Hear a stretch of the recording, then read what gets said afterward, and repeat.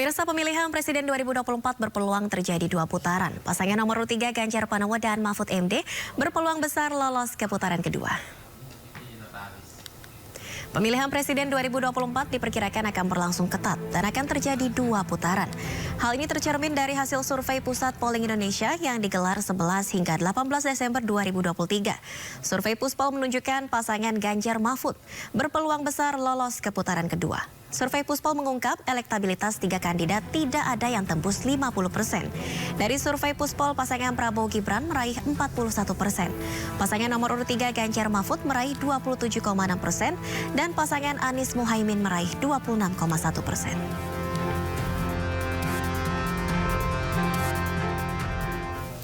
Ya pemirsa, tidak ada kandidat yang dapat 50% dalam kontestasi Pilpres 2024. Lantas bagaimana peluang masing-masing kandidat untuk memenangkan kontestasi? Kami akan bahas bersama Direktur Eksekutif Puspol Indonesia, Muslimin Tanja. Selamat sore Bang Muslimin. Selamat sore. Ya Bang Muslimin, dari hasil survei Puspol yang tadi kita saksikan sama-sama, apakah bisa dipahami mustahil Pilpres hanya satu putaran, Bang Muslimin? Ya. Dari survei yang kami lakukan, lembaga survei Puspol Indonesia menunjukkan angka elektabilitas masing-masing pasangan saat ini unggul itu pasangan nomor 2 Prabowo Gibran, angkanya 41%, kemudian disusul oleh pasangan nomor 3. Ya Bang Muslimin. Ya, kemudian disusul oleh pasangan nomor 3 Ganjar Mahfud dengan elektabilitas 27,6%. Disusul kemudian posisi nomor 3 26,1% dan undecided voternya masih ada 5,3%. Nah, dari survei yang kami lakukan periode 11 sampai 18 Desember 2023 ini menunjukkan memang akan sulit untuk Pilpres di 2024 yang akan datang ini mengalami satu putaran karena angka paslon 02 itu masih di angka 41% yang saat ini memimpin. Dan kalau kita lihat di putaran kedua memang yang berpotensi dari antara pasangan nomor 1 dan nomor 3 kalau menunjukkan angka yang ada dalam temuan survei Puspol menunjukkan bahwa paslon nomor 3 ini memang lebih berpeluang, walaupun memang jarak antara paslon nomor 1 dan nomor 3 itu cukup tipis, tapi angkanya saat ini lebih besar di paslon nomor 3 Ganjar Mahfud. Sehingga dengan angka yang masih cukup jauh untuk mencapai 50%, kami bisa menyimpulkan bahwa kemungkinan besar Pilpres yang akan datang 14 Februari itu akan mengalami dua putaran. Siapa yang akan lolos putaran kedua? Memang peluangnya yang ada saat ini dengan angka yang dilakukan, angka yang ditemukan oleh survei Puspol Indonesia menunjukkan memang pasangan nomor 3 lebih berpeluang. Demikian.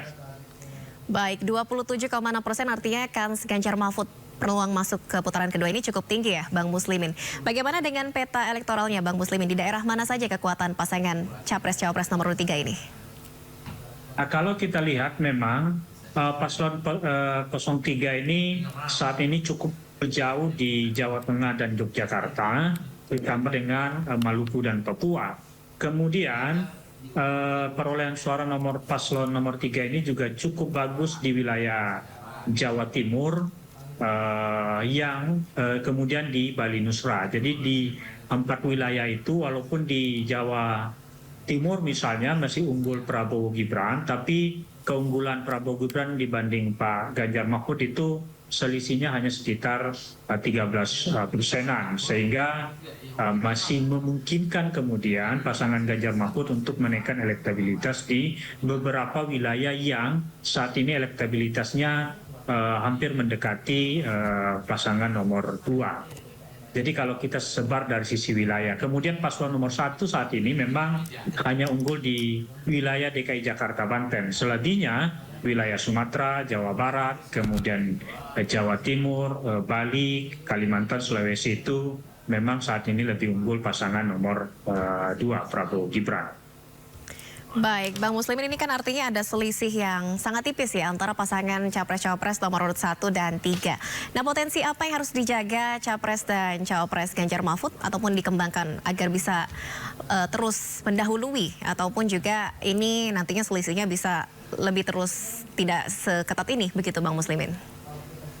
Ya, pertama saya kira pasangan nomor 3 ini untuk lolos putaran kedua itu harus mempertahankan dan mempertebal kekuatan terutama di basis wilayah yang saat ini cukup unggul, yaitu di wilayah Jawa Tengah, yang sebenarnya potensi pasangan nomor 3 itu masih bisa naik dari angka 51% tadi, mungkin sampai 60%. Kemudian di wilayah Jawa Timur juga potensinya masih cukup ada dengan adanya kehadiran Pak Mahfud. Tentu cukup bisa mendongkrak suara di wilayah Jawa Timur. Dan selanjutnya memang pasangan ini juga cukup harus bekerja keras, terutama di wilayah-wilayah yang saat ini itu bahkan kalah dari pasangan nomor 1, misalnya di wilayah Sumatera, kemudian di wilayah Sulawesi, itu wilayah-wilayah di mana elektabilitas paslon nomor 3 itu masih cukup rendah. Artinya jauh dibanding misalnya suaranya paslon nomor 1, apalagi kalau kita bandingkan dengan paslon nomor 2. Itu yang pertama, memperkuat basis-basis wilayah. Kemudian yang kedua, dari sisi isu memang masyarakat itu cukup konsen terhadap 3 isu dari temuan survei kita. Pertama itu soal kesejahteraan masyarakat, kedua isu tentang penciptaan lapangan kerja, dan yang ketiga tentang isu pemberantasan korupsi. Nah, 3 isu ini saya kira harus kemudian menjadi konsen terhadap khususnya di paslon nomor 3 kalau kemudian mau mempertahankan hingga masuk ke putaran kedua. Jadi 3 isu itu yang cukup penting, dan isu ketiga misalnya soal pemberantasan korupsi dengan kehadiran Pak Mahfud tentunya ini bisa menjadi keunggulan dari pasangan nomor 3 itu sendiri. Demikian, Mbak. Baik, Bang Muslimin, jadi artinya memperkuat basis wilayah dan isu ini menjadi salah satu ataupun 2 poin penting yang mempengaruhi elektabilitas ya.